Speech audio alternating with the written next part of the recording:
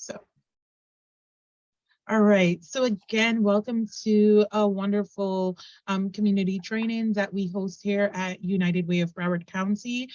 This one is going to be quite a little bit different because this is really going to be focused on our facilitator sharing a personal piece of him and telling us about his life story and lived experiences in a way that I don't think we've done before. So thank you so much for being willing and being open and transparent and sharing that with us today, Daryl. As usual, we do offer CEUs and certificates for everyone in attendance. If you are a licensed clinician or if you're certified with the Florida Certification Board, then CEUs are available to you. If you just want a certificate of attendance for being here today, you can always reach out to me directly. Everyone here should have gotten my email in your inboxes for your confirmation. If you didn't, then I will drop that in at the end. I will drop that in the chat box for you all to have. So if you need certificates or if you need CEUs, please reach out to me directly through email, and that will be granted to you within the next week.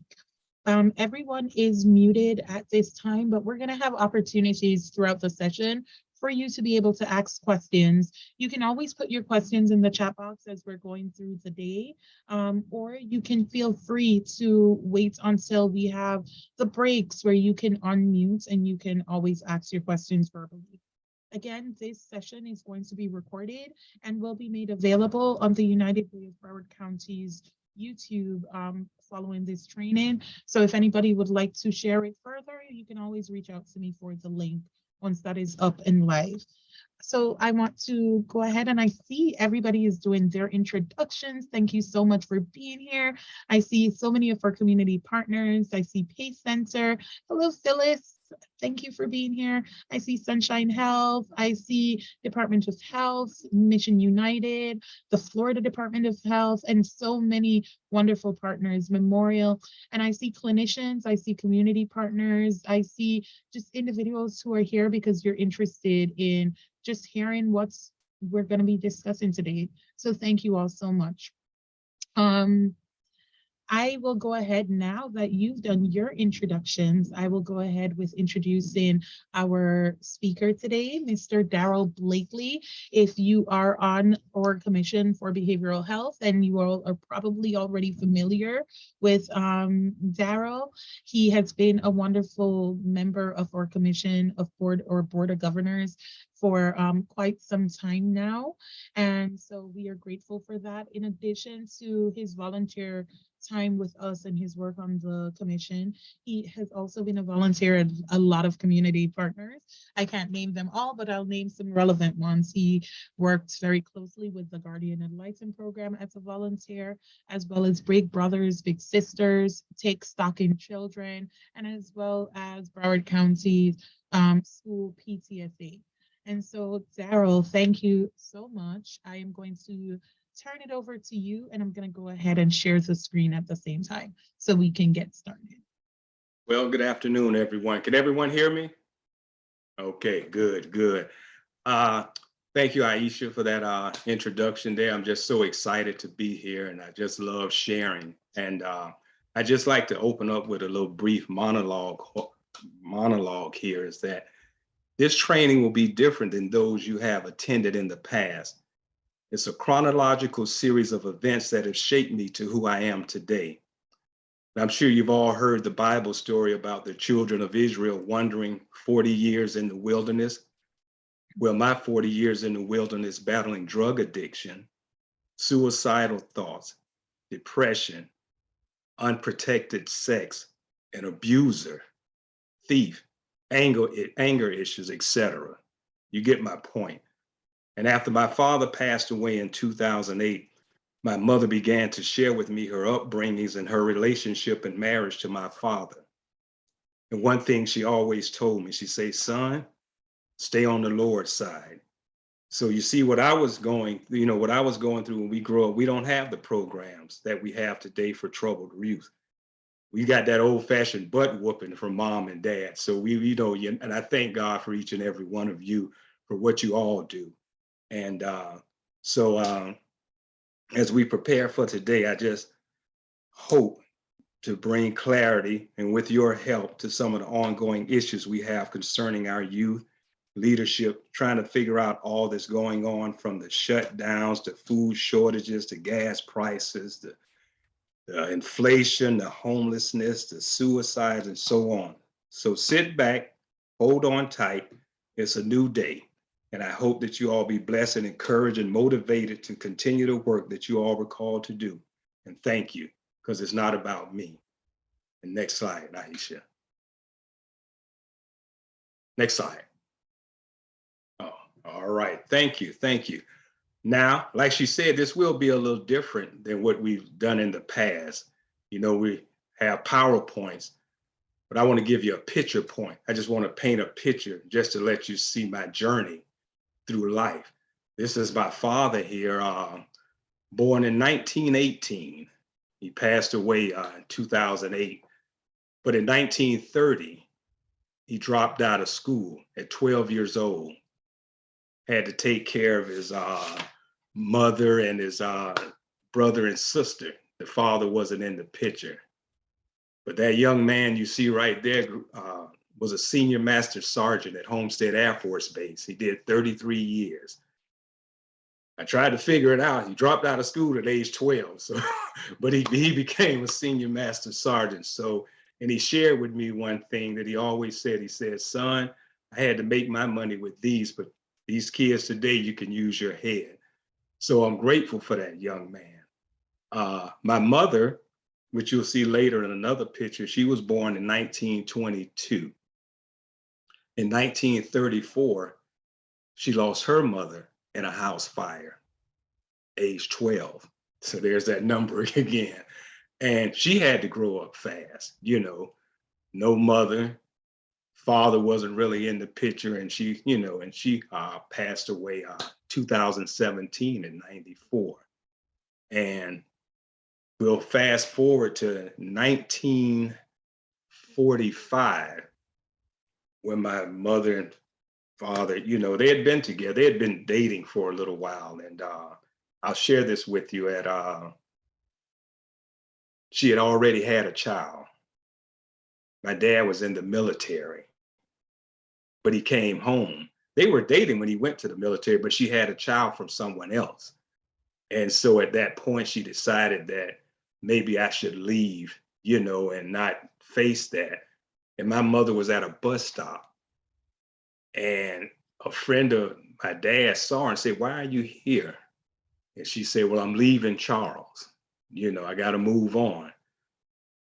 He went and got my father and came back and brought her back, because had she left, I may have not been here today, you know, because she was getting ready to leave. So, you know, these are stories that my mom told me as I was going, that she was leaving it. But we thank God for that she stayed there. She was excited, and it wasn't his child, but he took that child as his own and gave her her last name, Blakely.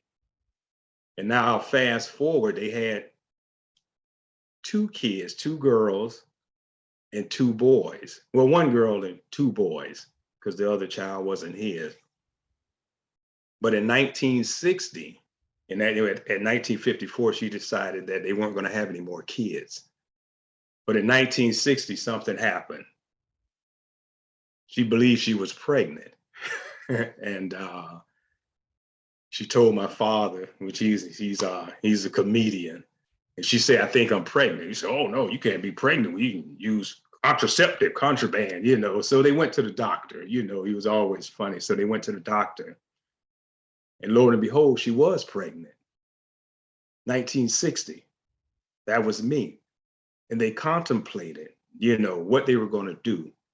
So here comes the abortion issue in 1960. And they sat there, and I believe the doctor came over and, you know, had a conversation that, yeah, if you don't want the child, you know, we can take care of this child for you, you know. And they thought about it. You already have two girls and two boys, you know, you're all young, but they decided to keep me. That was me, 1960. That's why I'm here today. That was strike number two, and that almost, you know, wasn't here. But fast forward 1972, that's when I started using drugs. Again, 12 years old. My father dropped out at 12. My mother's mother died at 12. And now here I am, 1972, starting my 40-year addiction. And I'll just take you through some events. I'll just start with high school. And every part of this, I just want you to see a journey just from me and my childhood to bring you, to where I am today. In high school, I was caught smoking in the car by one of the assistant principals that looked at me, told me to put it out, go to class.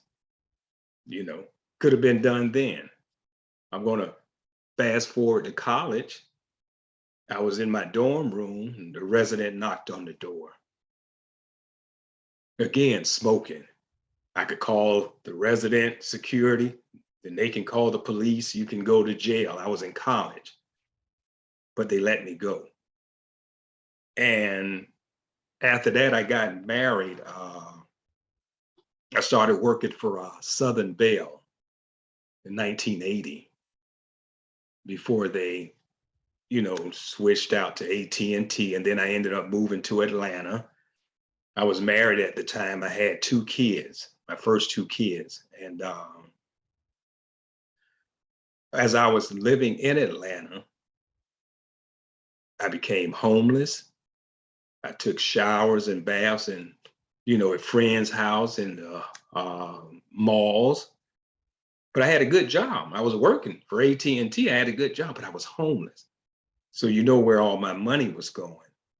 So after that, with the 2 kids, I decided, my wife had, she's deceased now. She had filed for divorce while I was in Atlanta. And she didn't follow up, so I finished it. And so we'll continue from there, and so this is what led me back to Miami. And now you can go to the next slide.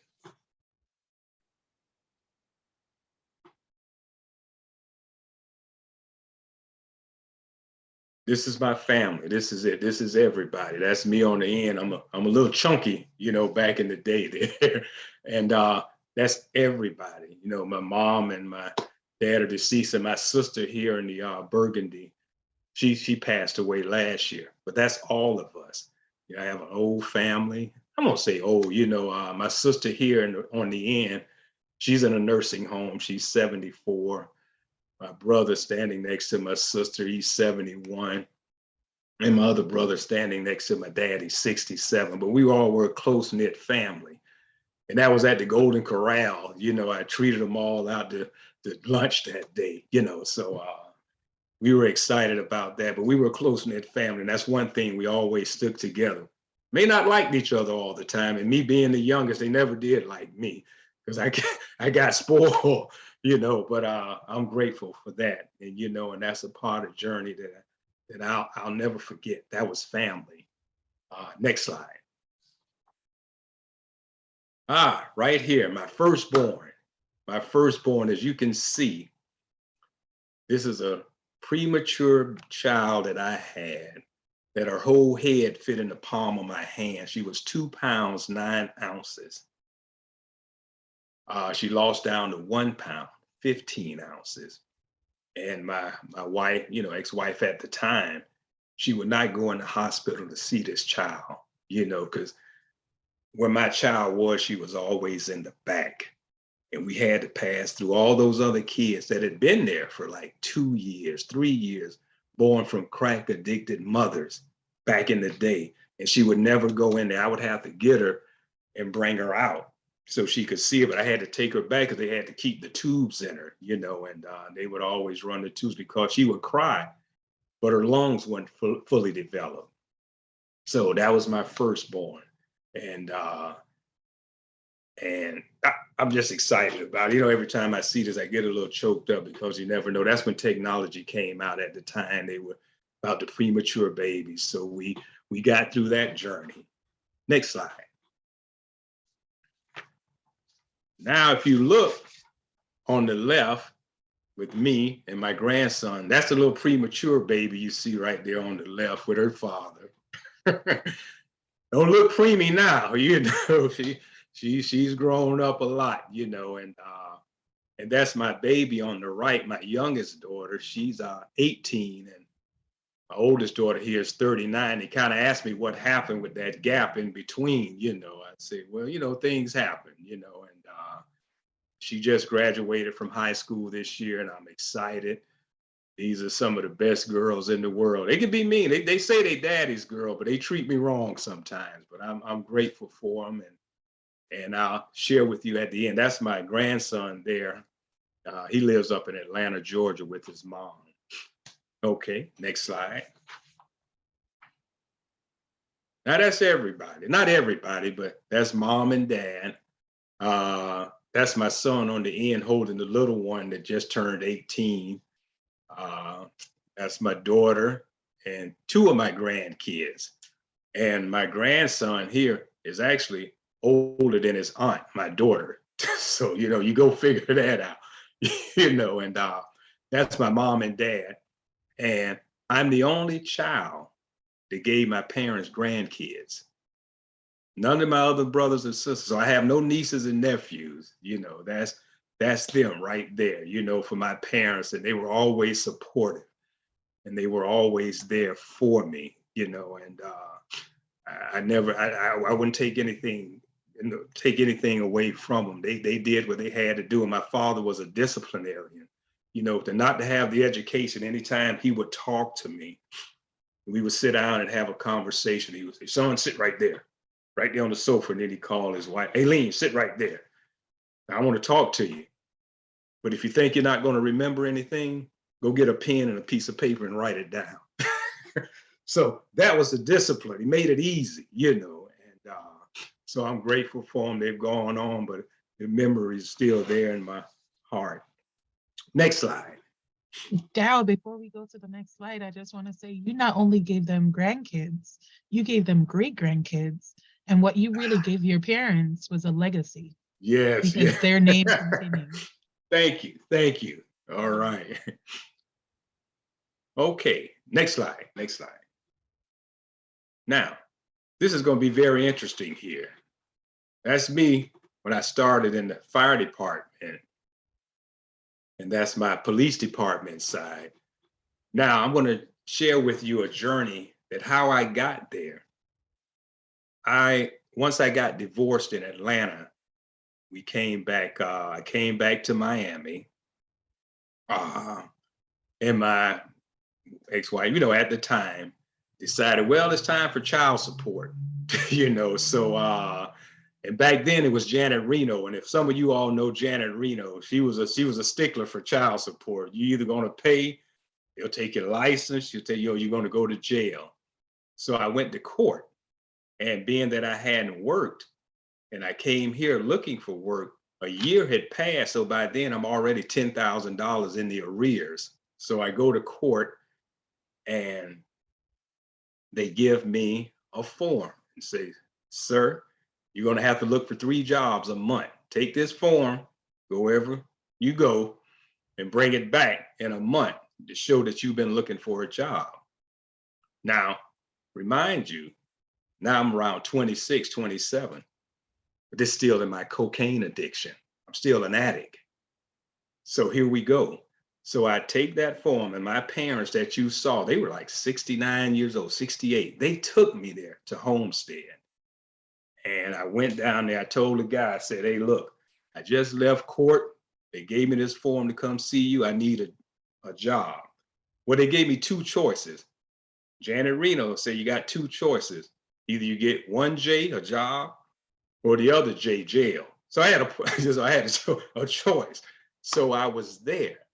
And the guy was speaking to him, and I gave him the options, and he said, hey, you ever been a dispatcher? Or I said, no, would you like to be one? And I said, sure, I'll try it. I just need a job. So he said, I know some people in Coral Gables, fire police department, and I can, you know, give them a call, let them know. So that journey, this journey right here was it just proves a lot to me that you never know what you're going to go through before you leave this world.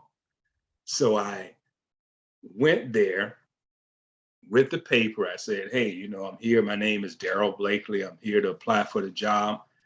And the young lady said, we were expecting you. See, everything's already being put in place, but I'm an addict. So she said, okay, first things first, you're going to come back. You're going to have to take a typing test. Sure, no problem. I'll take the typing test. Knowing that I can't type, you know. So I come back, sit right there. So you see if you can type 35 words a minute. So I'm just typing,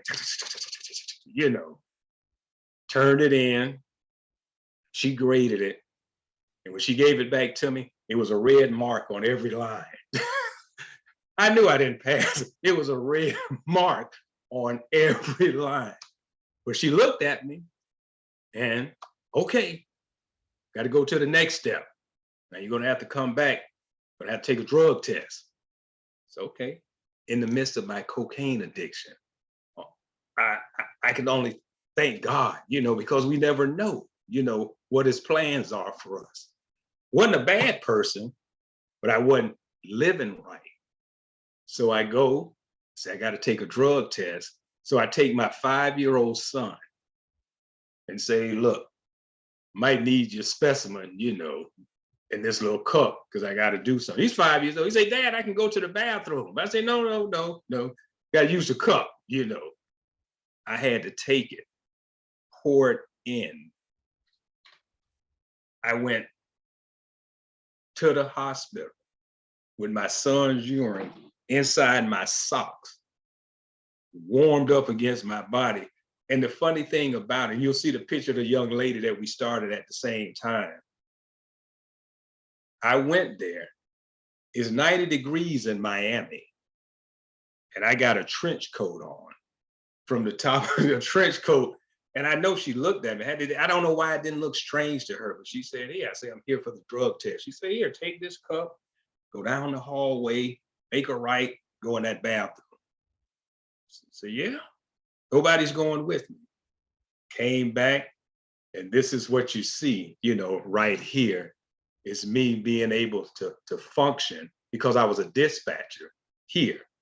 Police department, I did background checks and fingerprints, but I had to send out calls and I just sit back and look at the times that I had to dispatch when they would call and there's an accident, person trapped in the car, and they would call you, yeah, Daryl, we're going to need engine to come with the jaws of life. And I would have to dispatch the engine and then get ready for air rescue. Then I got to call Miami-Dade. All this in the midst of my addiction. But I did it. And I'm grateful, not for what I've done, but the opportunity that I had out. I was still serving. I was still serving people. I was still helping. And those are some of my coworkers. Some are still there. Well, matter of fact, those two in the middle are still there. And the young man on the left, he's retired. And I'll tell you one scene that changed my life in the police department, and which got me to where to say, you know what? I don't want to be on drugs anymore. So I sat there, and one of the police officers bought me a Bible. A few years ago, he brought me a Bible. And that day I was reading that Bible and just saying, praying, God, you got to get me off of this. I can't do this. My father was gone. My mom was still living. And even before, when my father died, the night before, I snorted cocaine and spoke at his funeral the next day. But I knew it was time to let it go, And I was praying, take this away from me. It's no 12-step program, no nothing. I just need you to do it. And while I was doing that, and I got through praying, a police officer came through the door with the new drug dog, and I had the cocaine in my pocket. And he said, Daryl, come, pet the new, I don't know the dog, come pet the new drug dog, Fido. I say, oh no, not today. Today's not a good day. Today is not a good day.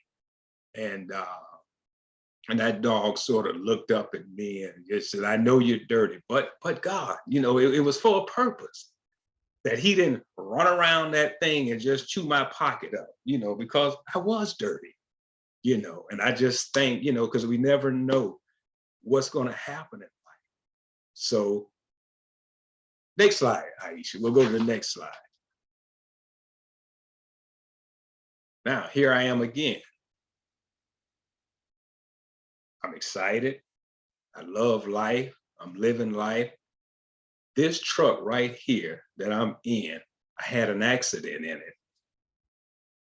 I overturned upside down in the vehicle. A young man came by. He broke the glass. It was on a Sunday. He was on his way to church. He broke the glass, slid me out. I was fine. I went up, his car, boom, boom, and it left me upside down on the opposite side of the street with the traffic going south, and I was headed north. Nobody hit me. And the police came, they were looking for me. I was saying, you say, you the one in the accident? I said, sure, I'm right here. You was in that car? I said, I was in that car. That's the third time. From my mother leaving to an abortion to almost being killed in an accident. 3 times, but I'm still here. It's a purpose, it's a reason. It's a reason why we're still here, why we have to do and why I have to do what I have to do to share with you all, because you never know what you're going to go through in life, before we leave this world. And next slide.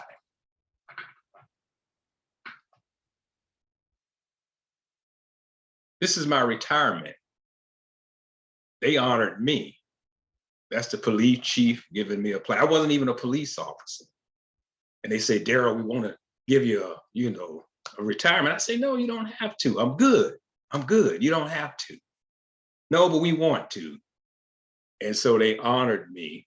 And the story behind these IDs right here is when I first started in the police department, the first day on the job, well, I'll take you to orientation. And when I first started with the young lady you see up on the right-hand side, we had orientation and I went there and it was this lady, that we just going to say we're going to be dispatchers. As soon as I walked in the door, the lady said, hey, Katrina, there's Daryl. There's the black guy you say you don't want to work with. Tell him to his face.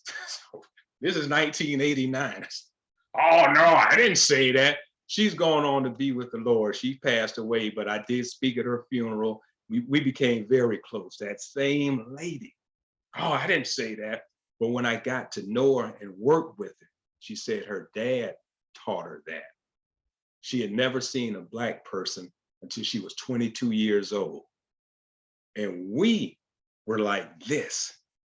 I knew her, because we had that conversation, and she used to come pick me up to go to work. And my wife thought it was my girlfriend. I say, no, we're just friends like that. Then when she got sick, I used to pick her up. And she had this thing, it was just so, to me it was funny, but she just thought we were so close to family. She used to have to take insulin. And I would drive her to work. I would pick her up. And the first thing she'd do, she wouldn't do it at home. She'd unzip her pants and stick the needle. I said, come on, Katrina, can't do that. Say, we're just like family. So, and it showed me a lot. And that first day when I went to work, the police saw me in the basement. This was my first day. So I don't know them. They don't know me. I was working 3 to 11. I drive out the basement and he looked at me, I looked at him. And I'll tell you too, we're like this too now. And when I got out, I did it at this retirement party. So I did a little skit to it. So I tell him when he was there, I said, this is what happened. When you saw me, 1 out of 12, got a suspicious black male in the basement. So when I pulled out of that basement, 3 cars, police cars, stopped me from the back. They blocked the door and they blocked the front. And asked me what was I doing roaming around in the basement. I said, no, I'm my first day on the job. I'm new, Where's your uniform? We didn't have uniforms, but they had stopped me so much in Coral Gables that they ended up giving me a uniform and everybody a uniform so they would know that I worked there. I'd been stopped so many times in Coral Gables.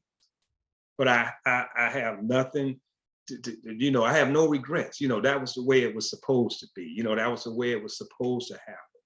And I just wanted to share with you that every single photograph that you've seen, that was in my cocaine addiction from the beginning to the retirement to the end. I was still a cocaine addict at that moment right there. And I had to pray, and I asked, and my prayer was that, Lord, my mom was with me when I took my first breath. I want to be with her when she takes her last. And that day came. She was at Baptist Hospital, and I was there. And she was in hospice care, but I had a dentist appointment from Kendall Drive all the way to Miami Gardens. And when I got there, I couldn't get out my car. I couldn't get out my car. And I just didn't feel it. Then I got a phone call. I didn't want to answer it. I picked up, say, Daryl, yeah, this is a nurse from Baptist Hospital. You might want to come back. Your mom is shallow breathing. I had to leave Miami Gardens to Kendall Drive, which is only maybe 20, 30 minutes. It took me an hour and 5 minutes, but when I got there, she was still there. And that prayer was answered. And within 2 hours, she passed away.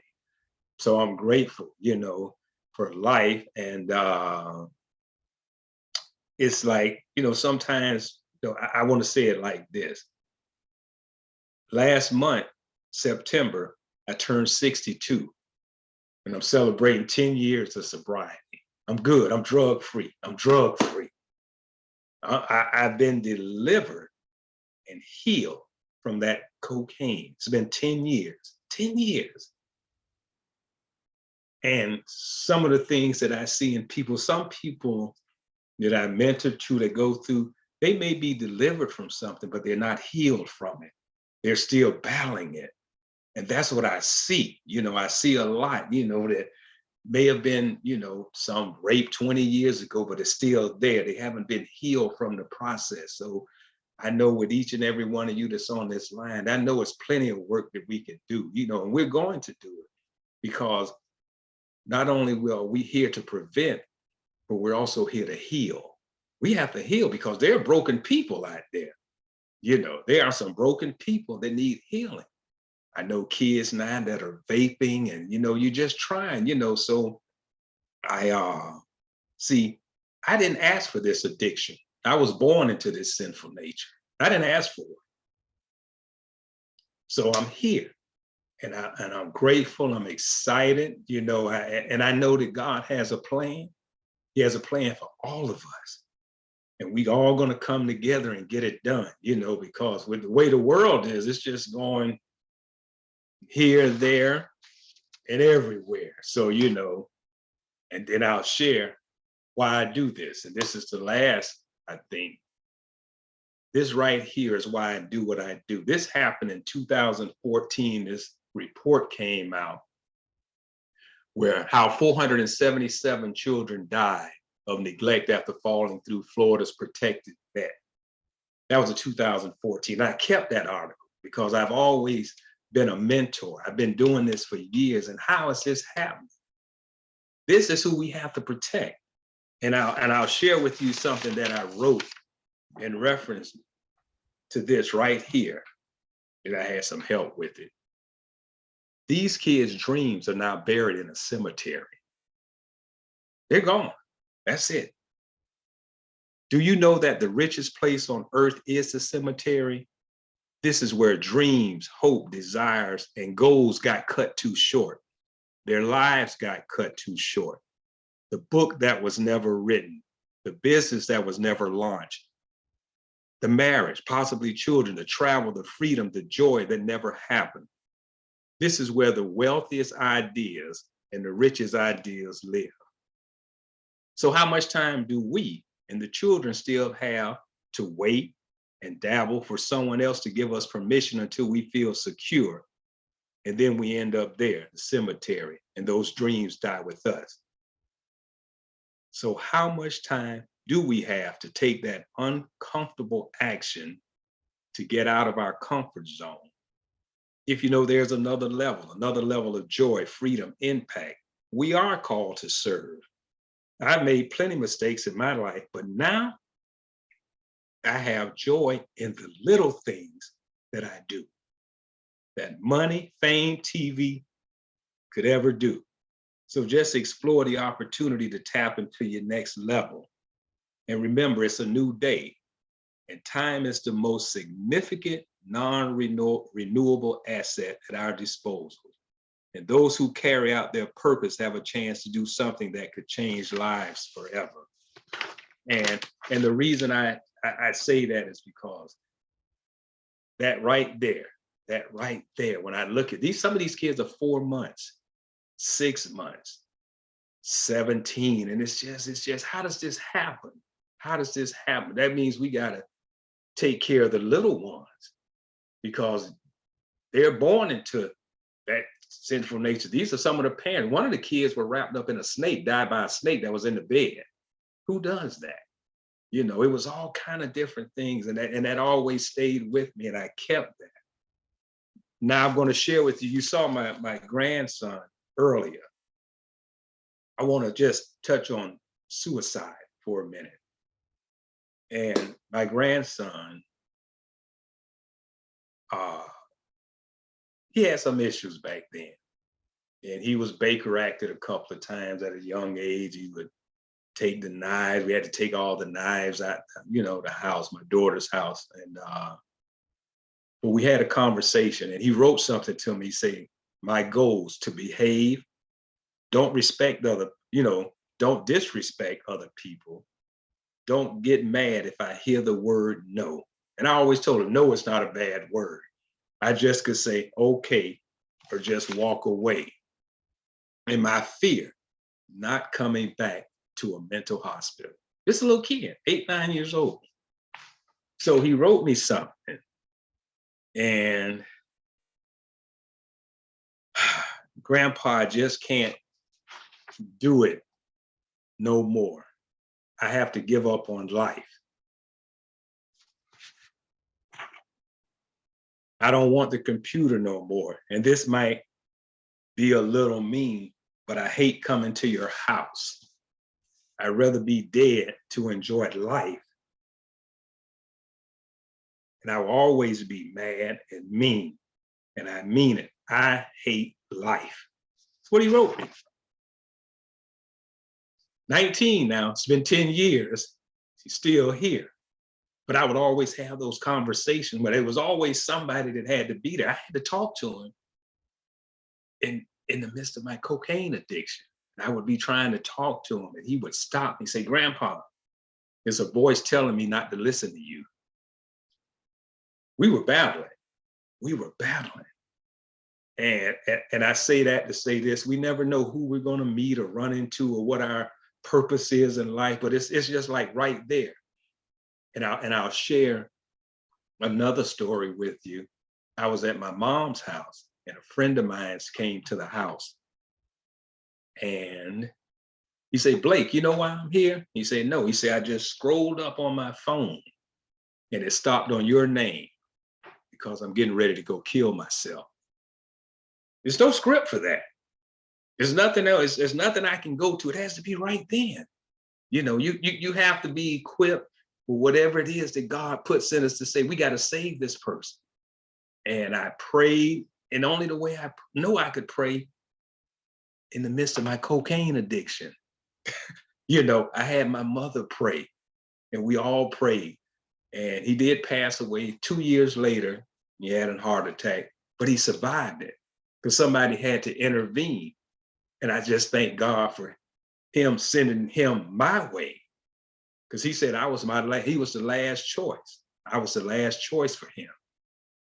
So we never know. With my grandson, and I'll share this last story with you. When I was in Atlanta, I was an operator, and I would get this young lady on the phone. She's like 16. She was 16 at the time. And she would always call this house, collect. She was in a mental hospital. And they would say, hey, no, tell that B to quit calling here. But she would call every night. And they would repeat that same message. Now me, I'm still in this. This is a 16-year-old. I'm like 27, 28 at the time. And we formed a bond. She was in that hospital a whole year, 16 years old. And she told me why. She tried to slit her wrist because her stepfather was molesting, was having, inappropriate. See, we never knew, this was so. When she got out, she said, I'd like to introduce you to them because you helped me. You helped me. You showed me something that there was more to life.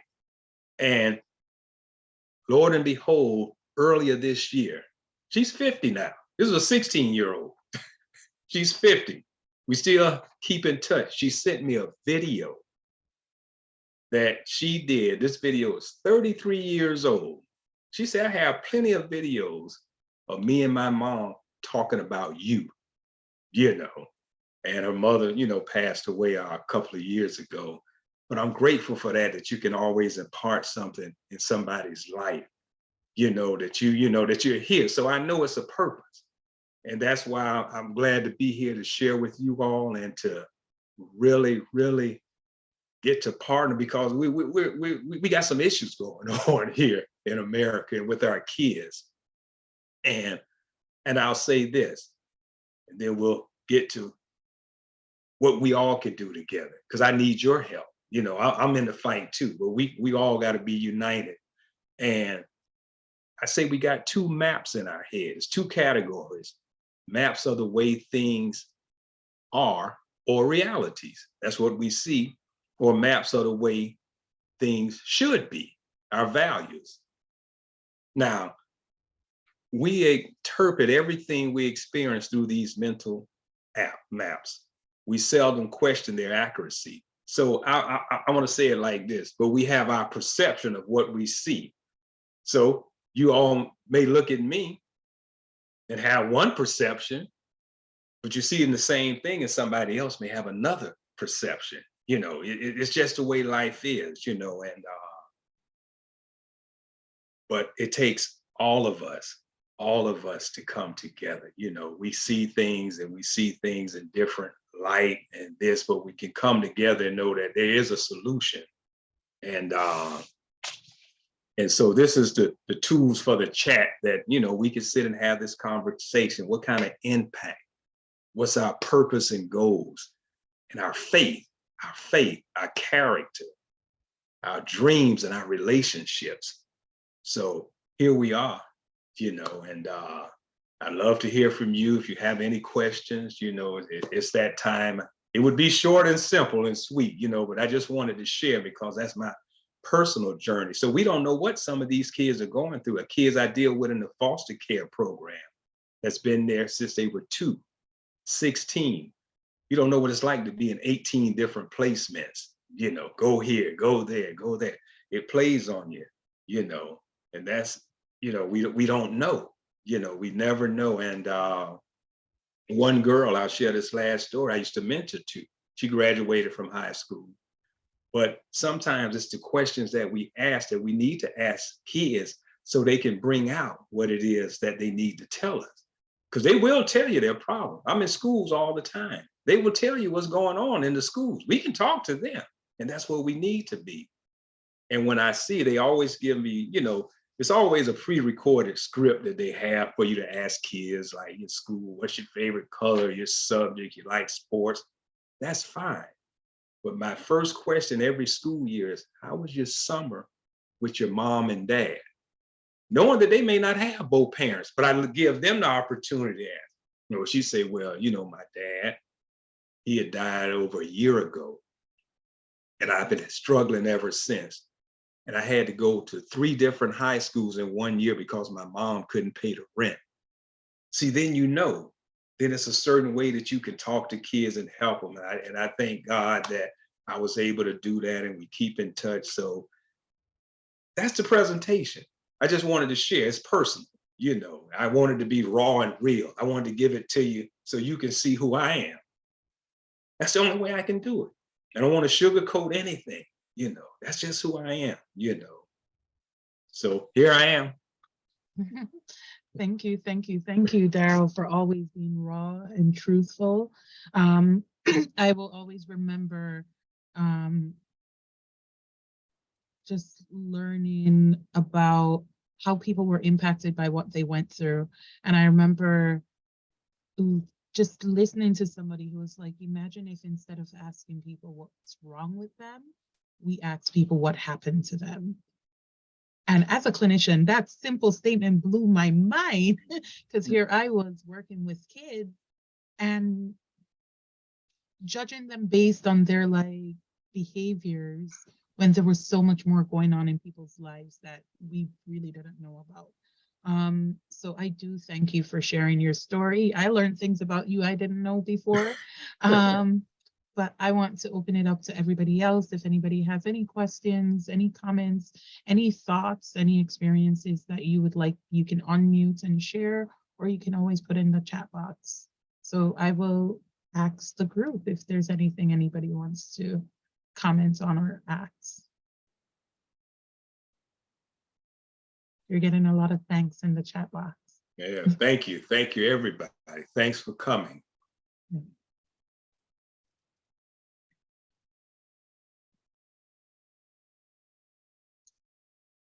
So no thought, no question. I don't think they had any questions. Oh no, Christopher had a question. Yeah.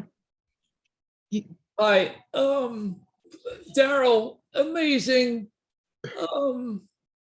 There's so much parts of your story that I can relate to. Being an addict in recovery, I get it. I was at a lot of the same places as you. So thank you, thank you, thank you. Thank you. Having said that, I want to share something.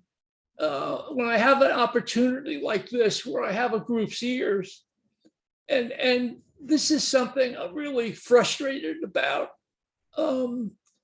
Yesterday, I had a conversation with someone from a local news station, and I shared with them that the Robin Foundation is certified distributors of Narcan, and we also provide free training. And we're doing this with businesses and organizations, and we've been doing this for over a year, and I'm constantly putting out content and videos regarding this.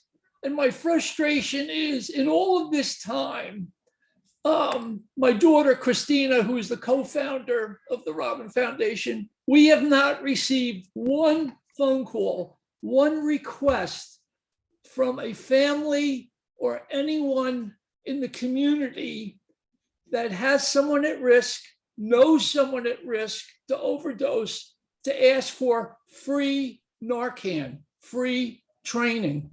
And I'm at my wit's end on what to do. So I figure if I can start putting that out there, okay, into a group like this, because I see there are people that represent certain organizations, and yes, be glad to present our training, which is certified by the state, and provide you with all the Narcan you need.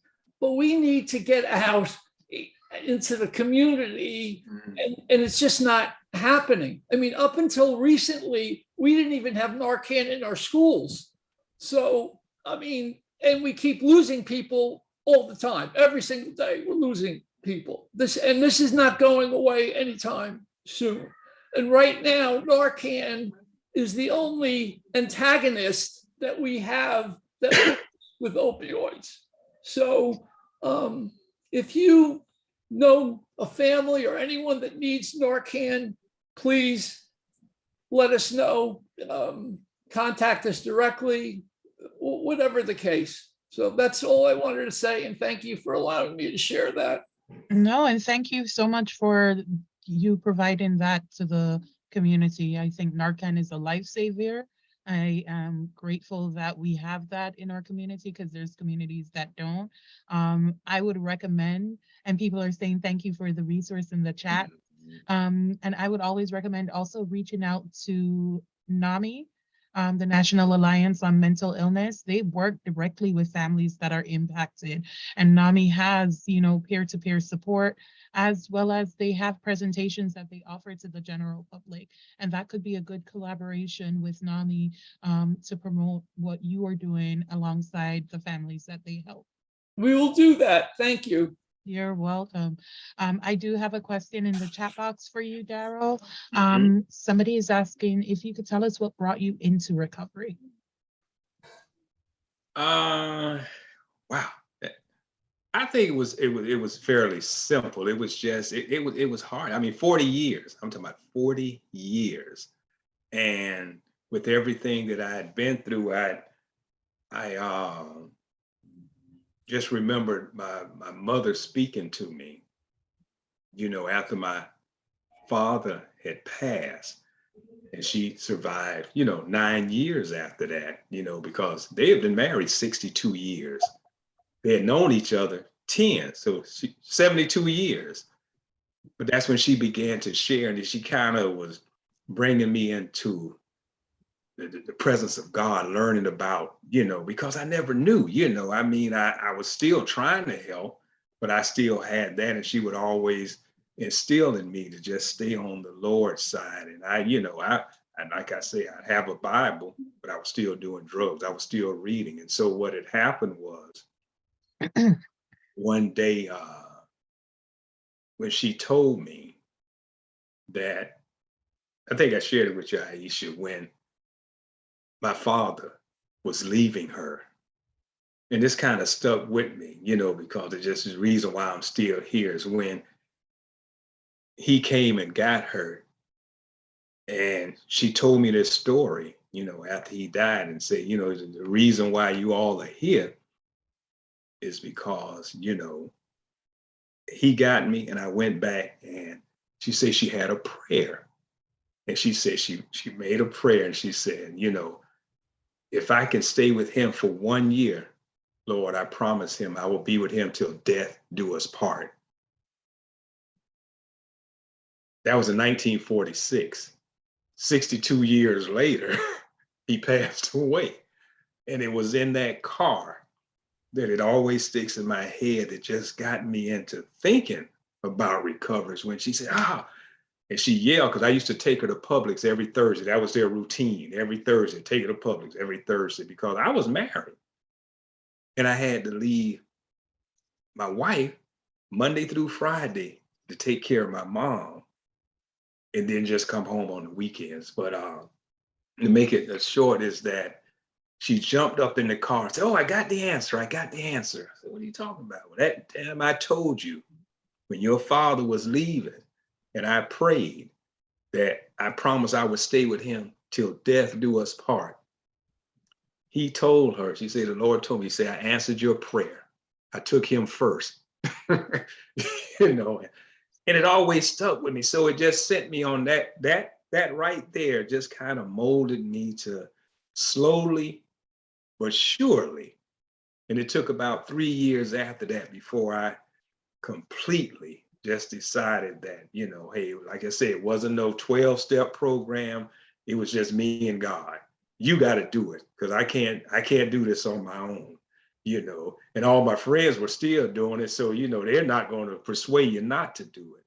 So I had to become isolated, and I had to cut people loose.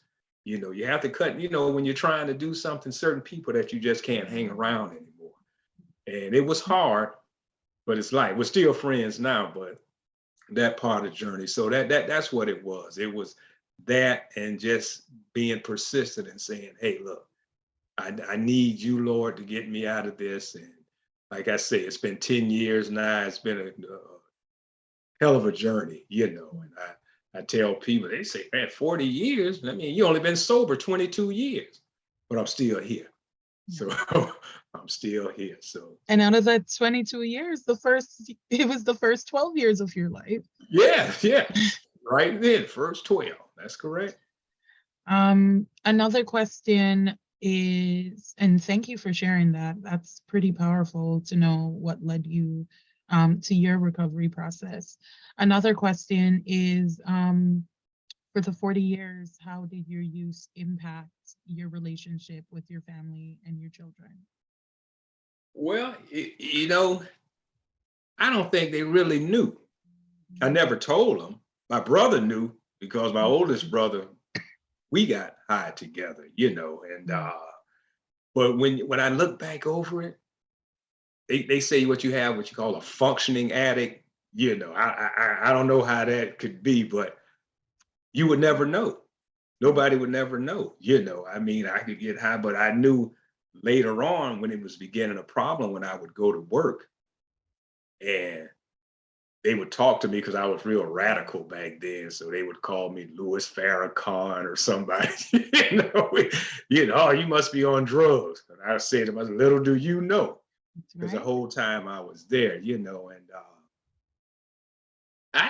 I just went with the flow. It never affected me to where, you would see me sloppy or, he's on something or talking crazy. Just like the same conversation that I'm having now, I could do that same conversation while I'm high, and So it wasn't impairing your functioning in a way that was noticeable. yeah, let's see. And I thank God for the patch because this eye would be red. So if I didn't have a patch on back in the day, which I had to go back to it, they would look at you, oh, why your eyes bloodshot? Because I can tell you right now, at that job at the police department, I could get off from work, I get cocaine, I'd be up all night, all day, and go back to work the next day with no sleep. Mm. Did it for 22 years. Yeah. So it was just, It's interesting. yeah. I couldn't, I wouldn't change the script. That was the way it was meant to be. I'm still here. I just thank him every morning for just waking me up to see another day. And You being don't able wake up. to impact lives differently Yes. this time around. Yeah. I had a question for the chat. I just Sure. wanted to see if they would, with some of the substance abuse that's affecting our community, and what are some of the causes? I had a list here, causes, and you all can help me out, because it's the choice. You can make a choice. We can't choose the consequences. But then I think of those that are coerced into it, the coercion, like with the human trafficking, like, because I deal with that also. And in some of the games that they play, because they can tell, a human trafficker can tell a homeless person and a kid within 2 days, because that's all they do. This is it. This is their game. They see you. So when they see you, hey, you hungry? Oh yeah, I can get something to eat. They feed them. Then they leave. Then they come back. Oh, you still here? You need a place to stay? Yeah. And then that's how they get them. They get coerced into certain things, and it's the peer pressure. But when I look back over my life, and the parents can cause a lot. I say it all the time. Doctors get high, lawyers get high, teachers, firemen, policemen. It's not just what what you might think. It's a lot of these CEOs, and then when I look back over it, our this book right here called Police Suicide was written by one of the police officers in Coral Gables. And we talk a lot. And one of the police officers that was there, he had the issues, but they didn't look after him like they should. And he had custody of his 13-year-old daughter. He had custody. Thought life was good, but you never know what people are going through. I was talking to him, but he was like a loner. And what he did, he wasn't helped like he should have been, when people have issues. So he came to the station and he took his life at the police station. That was hard. That was hard. And that's why I say, it's just so much going on. You never know because they don't want to talk to people. We have to talk. That's like I say with the kids, we have to go into schools and speak to the children. They got to have a mental health class. They got to have a 25-minute. Let's just talk about life. Then you can get some answers. But the only way you're going to get it is if you talk to them. And these kids now, but sometimes it's they only want certain people in the schools, but we have to be in the schools. We need after school programs. We need to bring the parents community programs and say, hey, look, every Friday we gonna meet, bring your kid, but it's so hard. It's so hard. Yes. And in the chat box, someone said, thank you for sharing. Stay strong, stay positive, and keep up the great work. And Ruth says, thank you for sharing your legacy and redemption story. It's a powerful God we serve, and your story definitely resonates with the faith. I'm gonna shout out Ruth, who leads our faith-based caucus for the commission. And I think this is a powerful story that group would need to, hear, because there's so many of these things that I think would resonate. So thank you for that. I am going to go ahead, there's no more questions, and go to your next slide, because I love this quote. And this quote is by Mr. Daryl Blakely himself. Yeah. Oh, what does it say? That's what it says. It says, you will never know what freedom looked like until you've been bound. Absolutely. Absolutely. And that addiction, it doesn't come till later. It doesn't come till later.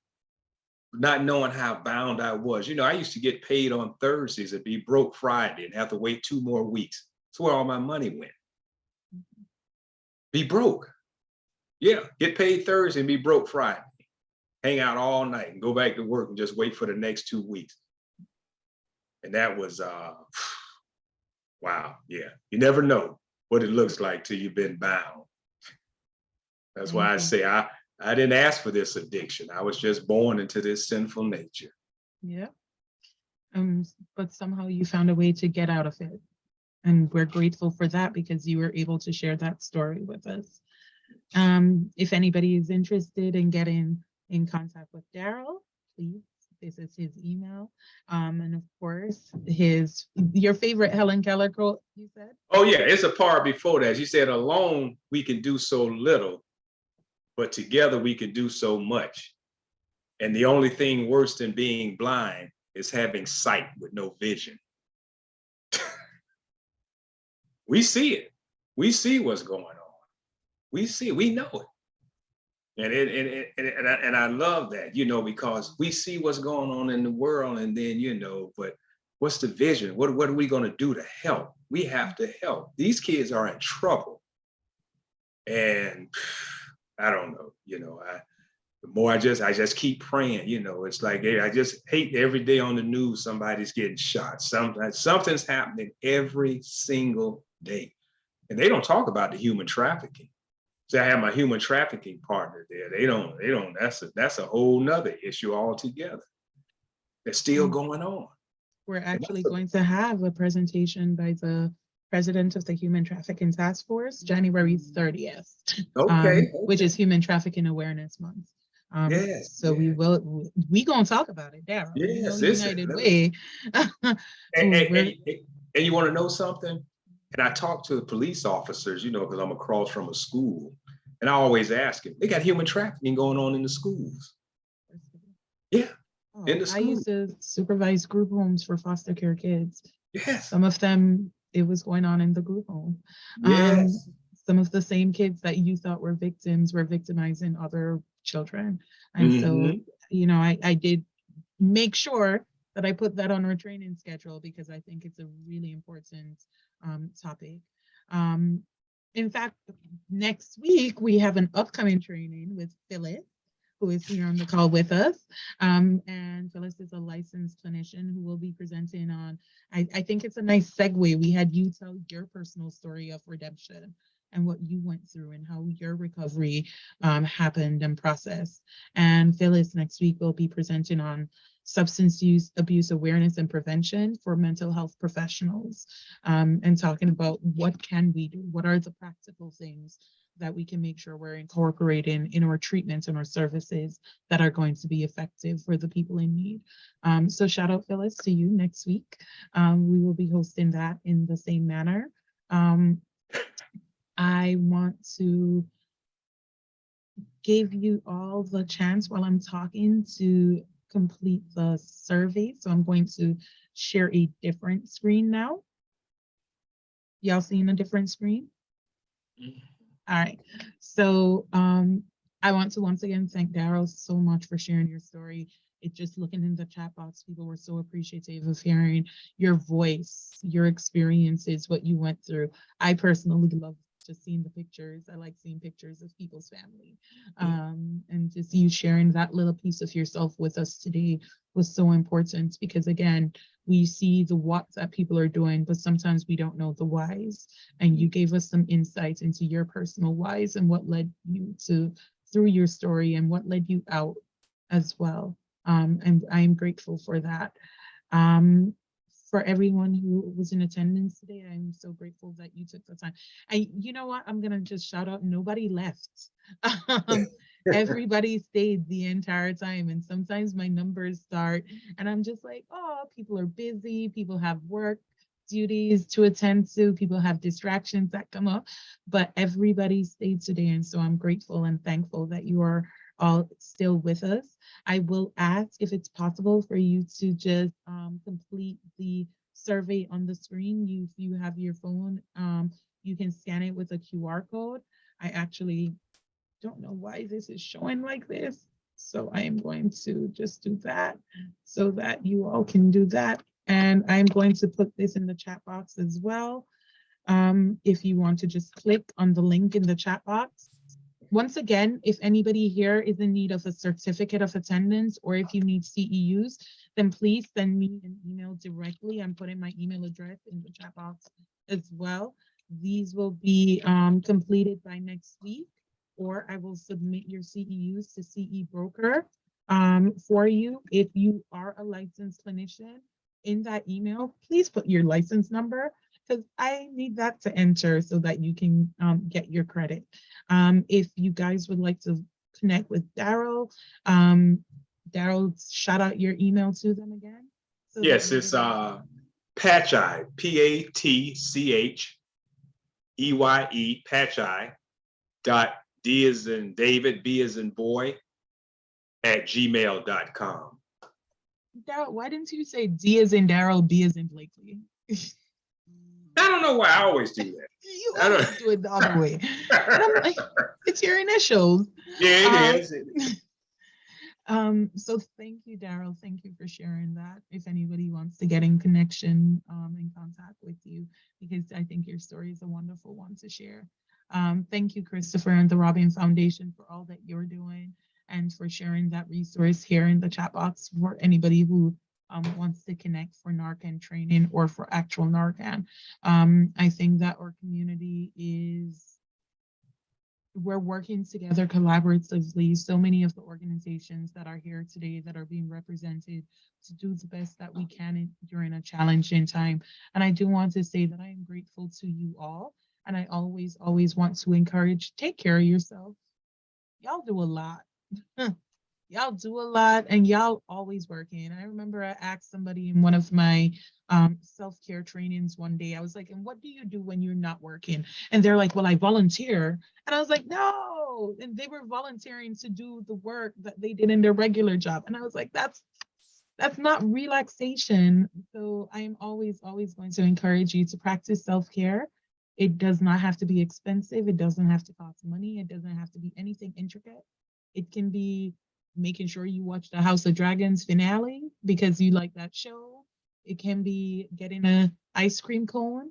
It can be sitting in your car for extra 5 minutes when you get home before you go inside. Because once you go inside, it's chores and children and work and preparing for the next day. So I just encourage everybody here to make sure that let me rephrase, make sure you're practicing healthy self-care because Daryl was self-caring for 40 years, but it wasn't healthy. So let's practice healthy self-care strategies and better coping skills because we need you. We need you to continue doing the work that you all are doing in the community. And we're grateful for everything. As somebody who has children, I'm grateful for every single one of you doing the work to prevent your children from going through what we went through. So thank you so much. I am going to stick around so the QR code can be on the screen. And that's it for the day. Thanks so much, everybody.